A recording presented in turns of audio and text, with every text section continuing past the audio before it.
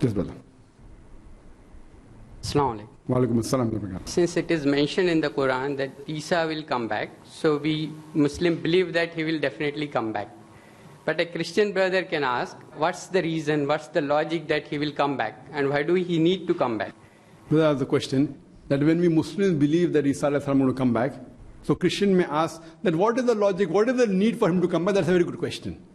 The main reply is that all the messengers that came of Allah subhanahu wa ta'ala, all of them except for Isa alayhi salam, they were accepted by the people as a messenger of God. Whether initially people agreed or not, before they died, their followers, they accepted that he was a messenger of God. Isa alayhi salam was one of the exceptions which his followers mistook that he claimed divinity. Therefore the Quran says in Surah Ma'idah chapter number 5 verse 116, he says, on that day you will ask Allah subhanahu wa ta'ala that you be my witness. I never told them to worship me or my mother, but I told them worship Allah.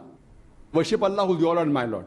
He said, Abdullah, Rabbi wa Rabbukum, who is your Lord and my Lord. So here the Quran says that Isa alayhi salam, in his second coming, he will testify to the people. He never claimed that he was Almighty God or Son of God, but a messenger of God. So we believe that Muhammad sallallahu alaihi wasallam is the last and final messenger. Allah clearly mentioned in the Quran in Surah Ma'idah, chapter number 5, verse number 3. On this day have I completed my religion for you, and I have chosen for you Islam, and I have completed my favor on you. After this day, everything is complete in Islam. Nothing new can be added or subtracted. Isa alayhi salam will not come and give us any new message. He will be an ummah of Muhammad sallallahu alaihi wasallam. He will not teach us anything new. He will come to testify to the Christians, to prove to them he never claimed divinity. And that is even mentioned in the Bible. In his second coming, when he will come, many of the followers will say, O Lord, have we not prophesied in your name? So he will tell, ye men of iniquity, you get out from here, I don't even know you.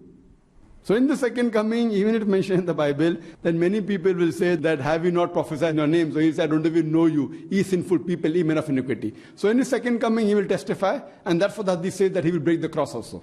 Break the cross and kill the pig. Hope that answers the question.